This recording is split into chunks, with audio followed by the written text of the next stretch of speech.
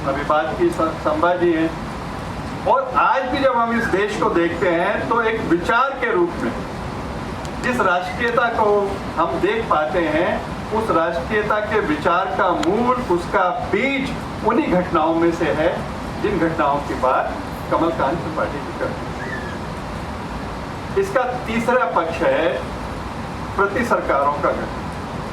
जिसके बारे में मैं कहूँगा कि उनको जितना धन्यवाद दिया जाए कम है, क्योंकि उत्तर भारत में तो कोई उसकी जानकारी नहीं है, या हिंदी साहित्य में शायद पहली बार होगा जिसमें महाराष्ट्र के ऐसे आंदोलन का उल्लेख होगा जहां पर आजादी से पहले ही संविधान बना लिया गया, एक ऐसी रियासत, और सब लोगों को अधिकार दे दिया गया, जहां पर जनतंत्र है, जहां पर लोकतंत्र है, जहां पर लोगों को वोट करने का अधिकार है, और अंग्रेजों के राज में भी जहां पर क्रांतिकारी जाकर रह सकते हैं, ऐसी ओंद रियासत जिसका उन्होंने जिक्र किया, और उसके आसपास का क्षेत्र जहां पर क्रांतिकारियों ने प्रति सरकारें बनाई और वहां के लोगों को जो उनकी मूलभूत समस्याएं हैं, जो उनके मूलभूत अपेक्षाएं हैं सरकार से, उसको पूरा करने का प्रयास है। तो ये इस निशांत का जो कोहरा घना है, इसमें तीनों शब्द महत्वपूर्ण हैं। का तो एक कारक है, पर निशांत मतलब आज़ादी आने वाली है। कोहरा जिसका जो अभी तक छटा नहीं है, और लेखक भी इस बात को समझता है, उन स्थितियों की जटिलता को समझता है। कोहरा घना जब वो कहता है तो उस सघनता को भी मजबूत करता है। तो ये जो प्रति सरकारों की बात है, हमें से किसी को शायद नहीं पता हो, जैसा उनके प्रसंगों में आता है कि यशवंतराव चौहान ने आज़ादी के आंदोलन में क्या किया, उत्तम राव पाटिल ने क्या किया, कैसे वो क्रांति नेता थे, इसी कारण से वो इतिहास के अंदर इतना बड़ा, राजनीति के अंदर इतना बड़ा स्थान बना सके। तो ये जो महाराष्ट्र में जो जमीनी स्तर पर जो आंदोलन हुए, उसकी जानकारी इस पुस्तक के माध्यम से जो हमको मिलती है, वो भी बहुत महत्वपूर्ण। एक जो इसका एक एस्पेक्ट है, एक जो आयाम है, वो समाजवादी है। लेखक का ऐसा लगता है कि उसकी जो मूल संवेदना है वो समाजवादी आंदोलन, और ये चूंकि वो उपन्यास 75 साल बाद लिखा जा रहा है, चूंकि उस उपन्यास में 1857 से सारा इतिहास लेकर चल रहे हैं हम, और अब हम आज़ादी पर पहुंच गए हैं, तो उसमें जयप्रकाश क्या कर रहे थे, उस समय लोहिया क्या कर रहे थे, उसमें अरुणा जी ने क्या किया, और बंबई के अंदर, महाराष्ट्र के अंदर वो आंदोलन किस तरह से चला, ये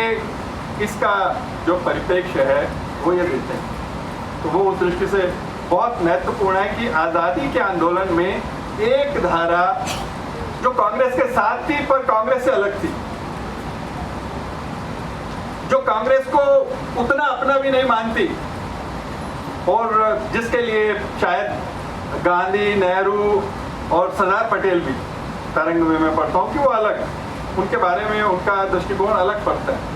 परंतु कुल मिलाकर अगर हम लेखक के साथ और उसके दृष्टिकोण के साथ उसको जोड़ते हैं, तो समाजवादी आंदोलन को वो एक प्रमुख कारक मानते हैं, और ये मानते हैं कि शायद इतिहास में उसका जैसा उल्लेख होना चाहिए और जिस तरह से होना चाहिए था वो नहीं होता, जैसा सामान्य उपन्यासों में होता है, परंतु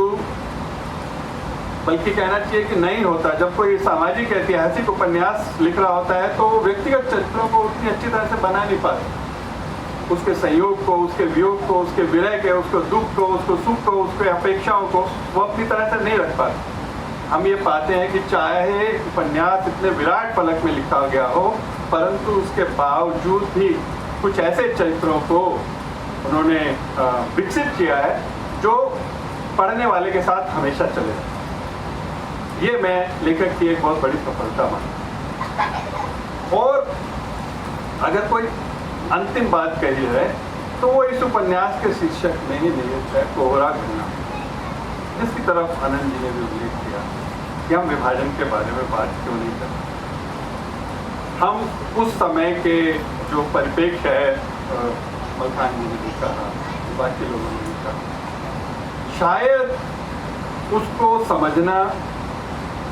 उसकी जटिलताओं को समझना, उसमें जैसे एक दुआ है ना, मैंने है को है कहा, नियत रखकर नेक, ठीक गलत तू देख। अब वो जो उसको देखना है, उसको देखना इसलिए भी महत्वपूर्ण है कि इस उपन्यास में भी के अंत में कुछ पेजेस में उस आज़ादी की बात की गई है, परंतु चरित्रों के माध्यम से नहीं, एक उपसंहार के माध्यम। इसलिए वो एक हम अपेक्षा करेंगे कमलकांत जी से कि वो एक विषय है जो अभी अछूता है, जिसमें जो चरित्र हैं, चाहे वो गांधी जी की बात करते हैं, चाहे हम अम्बेडकर की बात करते हैं, चाहे नेहरू जी की बात करते हैं, लेकिन उन लोगों की क्या भूमिकाएं रही और इस देश को, जिसका जिक्र हुआ कि लाखों लोगों की मृत्यु हो जाती है, लाखों लोगों के साथ बलात्कार हो जाता है, करोड़ों लोग जो है एक स्थान से दूसरे स्थान पर चले जाते हैं, उस विभीषिका को समझने के लिए सबसे कम लिखा गया है और सबसे कम फिल्में बनी हैं। हमारा जो भी प्रिंटेड मीडिया में या विजुअल मीडिया में उसकी बहुत बड़ी कमी है। परंतु कुल मिलाकर मैं कहना चाहूँगा कि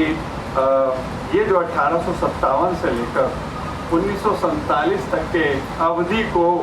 के बारे में लिखना, समझना, आत्मसात करना और उसको प्रस्तुत करना और देश को उसके बारे में जागरूक बनाना, विभिन्न आंदोलनों की समझ विकसित करना और अपने इतिहास की समझ विकसित करना, जिसको मुझे लगता है कि जो हमारे देश के लिए बहुत आवश्यक है। हर किताब सारे सवाल नहीं देती, बल्कि बहुत सारे सवालों को छोड़ भी जाती, और ये उचित भी है उसके लिए। हम ये भी मानते हैं कि अच्छा उपन्यास या अच्छा साहित्य वो नहीं है जो अपनी तरफ से सब चीज़ों का समाधान देता है, बल्कि आज एक स्तर पर उसका मजाक ही उड़ाया, सबके सब समाधान किसके पास है। लेकिन इस जिज्ञासा को, इन प्रश्नों को, इन सवालों को हम सबको मिलकर ढूंढना होगा जहाँ पर ये लेखक पहुँचा है, और यहाँ तक हम सबको पहुँचाने के लिए, समाज को पहुँचाने के लिए लेखक को बहुत बहुत बधाई, प्रकाशक को बहुत बहुत बधाई। धन्यवाद।